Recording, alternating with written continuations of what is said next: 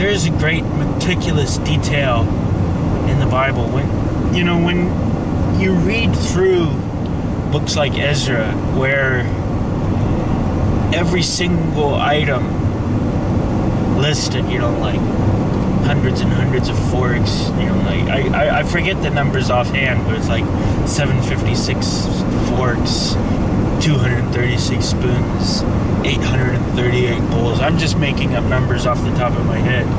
But you look through the lists in Ezra, and the Bible goes through great meticulous detail.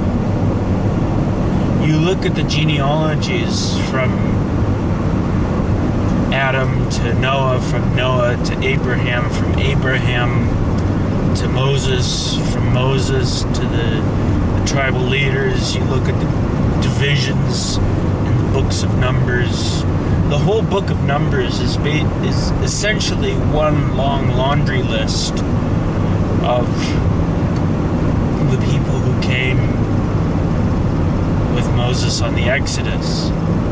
A few of the exploits of the people of God are included in the book of Numbers, such as the incident with Balak and Balaam and the donkey, and you've got a few significant stories in the book of Numbers, but most of what Numbers is the meticulous detail, a meticulous accounting of the people who came out of Egypt, who went on their 40-year journey or so with Moses.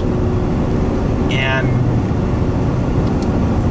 you see this meticulous detail throughout the Bible. A lot of unimportant details are glossed over, to be sure. And to be sure, I wish the Bible included far more detail about a lot of things than it did. But for the important things, for the things that we need to understand about how we can have a relationship with God, the Bible goes into great, meticulous detail about these things. And it does gloss over points which are of interest to us, at least from a historical perspective.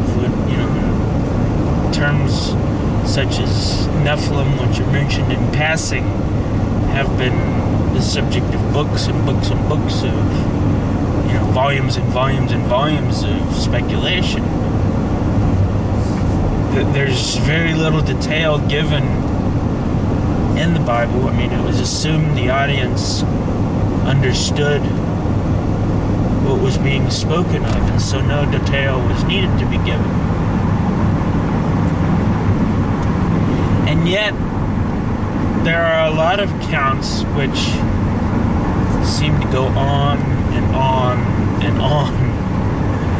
You try reading through the Bible, most of Genesis, first part of Exodus, can be really easy to get to, but the last half of Exodus, Leviticus, Numbers, it's all lists. It's all detail. It's all this micro stuff that is like, who cares?